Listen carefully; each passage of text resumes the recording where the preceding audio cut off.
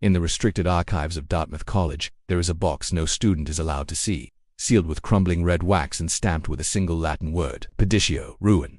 Inside this box lies evidence of a horror the university has tried to forget for over a century. A single photograph, taken in 1891, that documents not a moment of triumph, but the beginning of a curse. 4 bright young men are pictured. All of them were dead within 6 weeks of its development. The official record calls it a tragic string of suicides, but the private journals of a terrified professor, hidden away until now, tell a different story.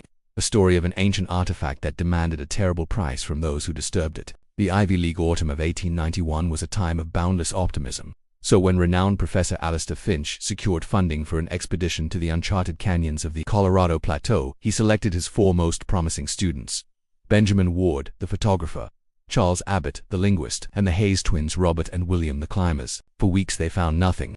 Then, in a high-shadowed canyon, a place their guides refused to enter, they found a sealed cavern.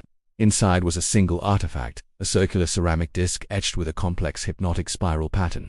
The locals called it the Weaver's Wheel. They said it was not a thing, but a pattern that seeks to be completed. Against their pleas, Finch had it crated and sent back to Dartmouth. That evening, Benjamin Ward took a photograph. The 4 students stood around the crate, proud smiles on their faces, with a vast canyon behind them. They called it the finder's photo. In the developed image, a strange faint shimmer hung in the air between them. They laughed it off as a flaw in the emulsion. They were wrong. The deaths began 3 weeks after their return to Hanover. The first was Charles Abbott. He was found in the college library. He had slit his own wrists, but the scene was one of macabre order, not despair.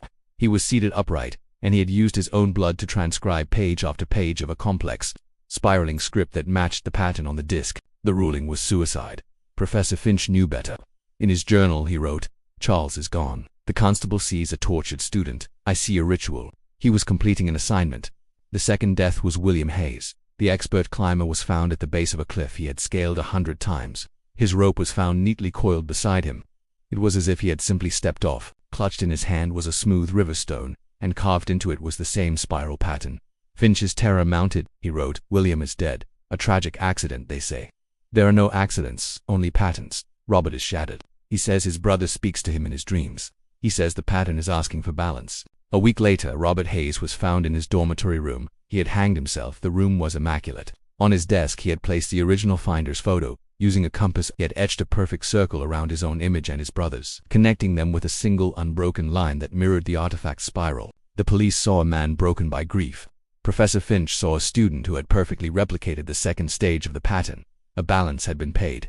Only Benjamin Ward, the photographer, remained. He became a ghost, haunting the campus darkroom. When Finch went to him, he found the walls pinned with dozens of copies of the photograph, each one defaced, the spiral pattern needled over the faces of his dead friends. He told Finch, "The disc is the key, but the photograph is the lock." Charles was the scribe. The Hayes boys were the sacrifice that balanced the scales. Now it needs an eye, a lens to see through. It wants me to finish the picture, to complete the pattern. The next morning, Benjamin Ward was found dead. He had consumed a lethal dose of photographic developer. In his lap was his final photograph. It was the original image, but now it was altered. The shimmer in the air was no longer a blur. It was a Tsingsi, defined, and perfectly etched spiral. Its lines cutting through the figures of his 3 dead friends and ending directly on his own chest.